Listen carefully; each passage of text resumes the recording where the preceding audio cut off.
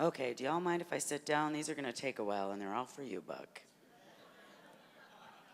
So let's make this more like a living room chat, shall we? Sure.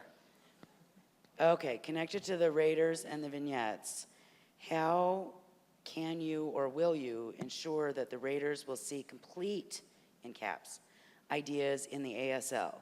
Won't this system ensure that Raiders only see fragments in the target language?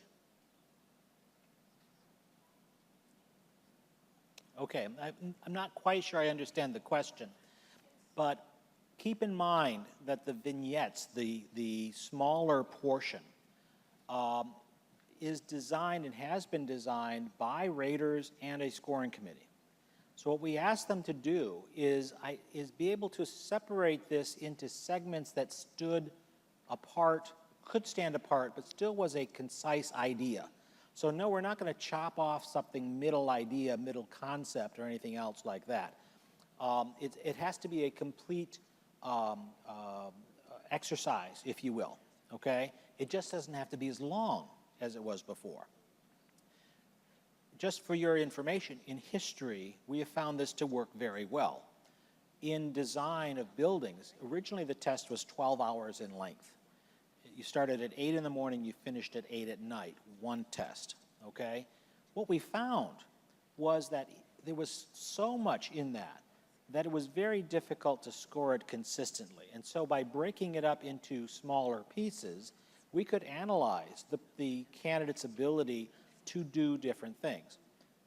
The way the test vignettes are designed is there is a stimulus which is very specific. It is, what is it that this communication contains? What's the emotional content? What is the critical pieces of the communication? The scoring criteria now then looks at how well did the person accomplish and respond to the stimuli. I tell people that a good performance test is like when you go to the doctor and they hit you in the knee and your leg does that, because you're responding as we expect a professional to respond to a set of given stimuli. That concept, a little bit abstraction from what you understand in practice, but that concept is infinitely more scorable than a sort of a general kind of how well do they do in this big picture kind of thing. Not only in your profession, but in other professions. So that's why I was saying the change in time, the old ideas used to be replicate everything. The new idea is let's just take a snippet. Let's just take a little picture, but it has to be a complete picture. It can't cut off the person's forehead, okay? It's got to be a complete picture. And let's analyze that and do it consistently and efficiently.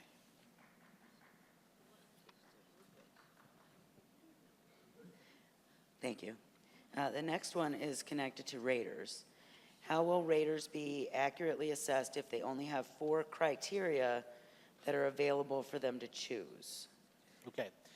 First of all, you need to understand there's a lot of criteria behind 4 scores, okay? At the end of the day, raters are going to be giving one of 4 scores, but in each of those scores, there's a bunch of criteria. The way we're going to evaluate the raters is we are going to create what are called benchmark examinations. These are exams that are real exams, but were specifically selected for certain characteristics. Maybe they've handled one of the issues, one of those stimulus issues in a different way, or whatever it is. We already know the score for this exam. That's because a scoring committee, a panel of experts, has gotten together and said, okay, this exam should get this score. We send that out to all the different raters. They don't know that it's a benchmark exam. It's just popping up in that work queue just like all the others. And they give a score. Well, now we're analyzing how closely they scored compared to the known score for that particular exam. Call the known score truth. How close were they to truth? Okay? And if they're consistently close to it, maybe on occasion they're a little bit higher, a little bit lower, that's fine. If, however, they start giving failing scores when we know it should be a passing score, that's not good. So we have to cut off that rater and retrain them, okay? It doesn't mean they're bad. It's very difficult to be a rater and to be consistent, so we have to help them. We have to give them information and feedback and teach them when they're starting to deviate. And we have to do it constantly. In systems I've designed in the past, I've seen variation from morning to afternoon in raters, especially after lunch, okay?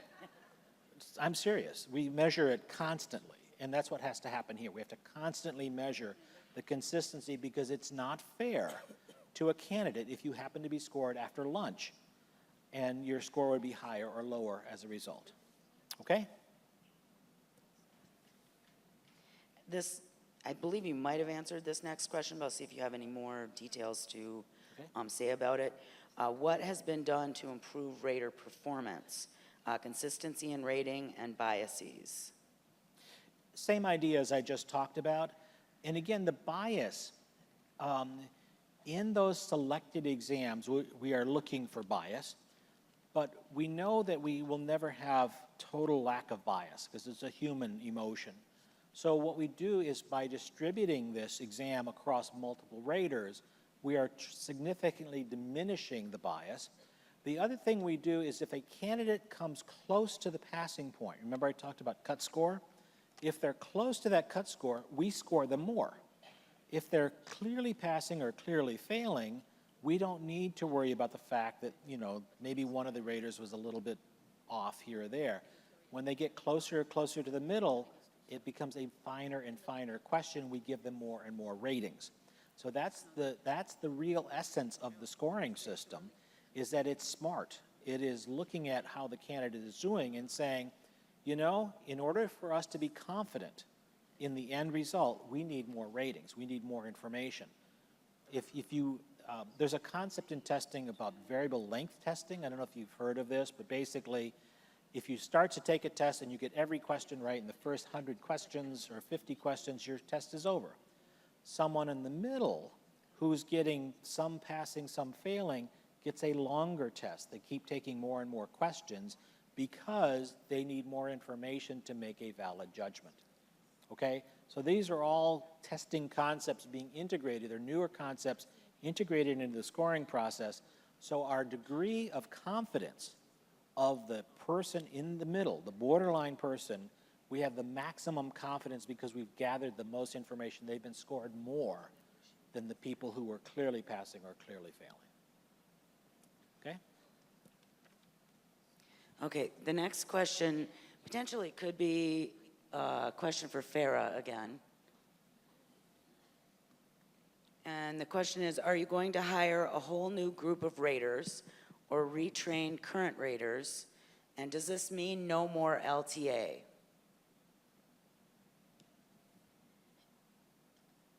We will open the rater pool eventually.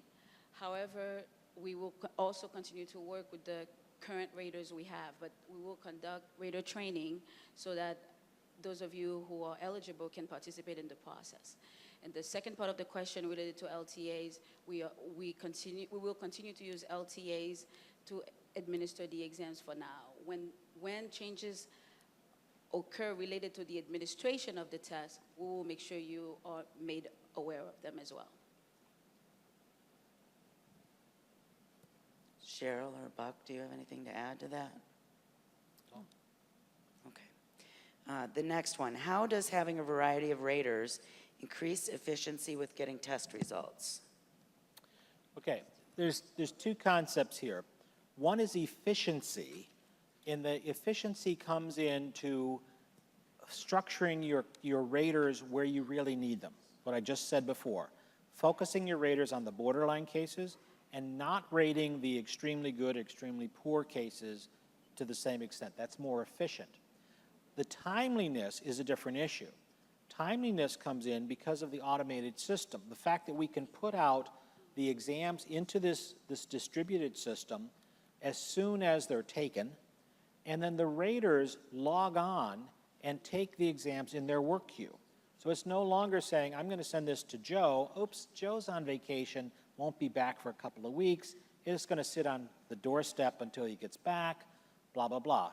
If Joe's not there, it's in a work queue. It's in Joe's work queue, but it's in Frank's work queue and Betty's work queue and Dolores's work queue. It's in all these work queues. The first rater to take it is the rater that one has. Now, once they've taken it, once they've scored it, it comes out of their work queue. So the speed comes into the fact that you're no longer having to pick a rater. You have the whole pool of raters, and as soon as they come on to the system, they can rate examinations. So literally, a matter of minutes from the time the exam appears in the work queue, it can be rated. They don't have to mail it back. We don't have this weeks and weeks of back and forth and waiting for people to have time and availability, because if one person doesn't have time, the next person will. Thank you, Buck.